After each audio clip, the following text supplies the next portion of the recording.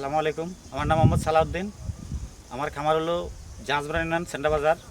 তো আমার খামার নাম সালাউদ্দিন কৃষি খামার।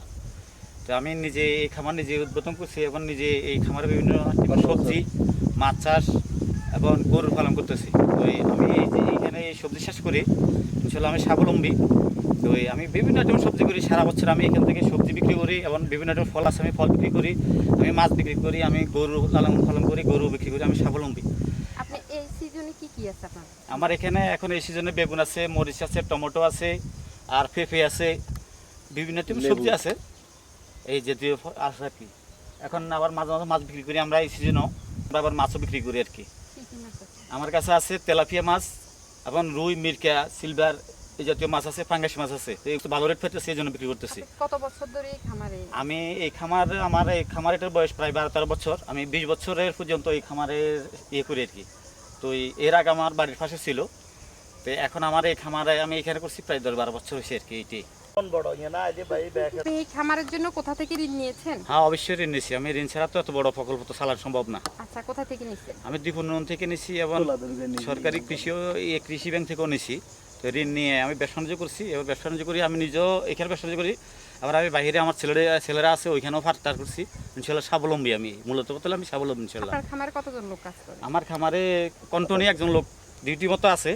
আর এমনি মাঝে মাঝে 2জন, 4জন, 5জন, 7জন পর্যন্ত থাকে। যখন সিজন শুরু হয়, যে নতুন এই ক্ষেতগুলো যখন আবার নতুন করে তৈরি করতে হবে, তখন 7জন 8জন পর্যন্ত থাকে আমার এখানে। কথা বুঝছেন না? মানে মাসে যদি আয় বলি তাহলে মানে কি রকম আয় হয়? আমার মাসে ধরেন না, এমনকি 1 লক্ষ টাকার উপরও আছে। তো এখানে 1 লক্ষ টাকা থাকলেও কোনো কোনো মাসে আরও বেশি 1.5 লক্ষ টাকা যদি আমার সেল হয়, তো সেল হলে আবার এমনি লাভ বাদ যাইয়া এবং কিছু কিছু খরচ বাদ দিয়া সেটা আমার মাসে প্রায় 50,000 টাকার মতো অথবা 40,000 টাকা থাকে, মানে কমপ্লিট বাদ দিয়ে আর কি। কোনো মাসে বেশি থাকে, কোনো মাসে কম থাকে, তো এরকম থাকে আয়।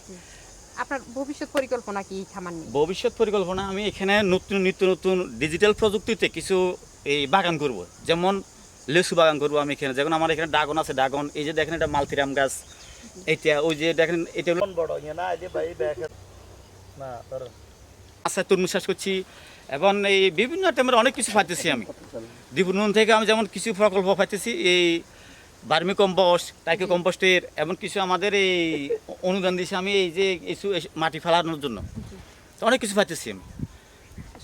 ধন্যবাদ আপনাকে। আপনাকেও ধন্যবাদ, দ্বীপোন্নয়ন সংস্থাকেও ধন্যবাদ। দ্বীপোন্নয়ন সংস্থার একজন ওই যে আমাদের মহান যিনি রফিকুল ইসলাম, ওনাকে তো আমি কখনো দেখি না, আমার সাক্ষাৎ হন না। আমি ওনাকে অসংখ্য ধন্যবাদ জানাই যে ওনার অনুদানে আমি অনেক কিছু পাইতেছি। এর জন্য আপনাদেরকেও ধন্যবাদ, আপনাদের দ্বীপোন্নয়ন সংস্থাকেও ধন্যবাদ। আসসালামু আলাইকুম।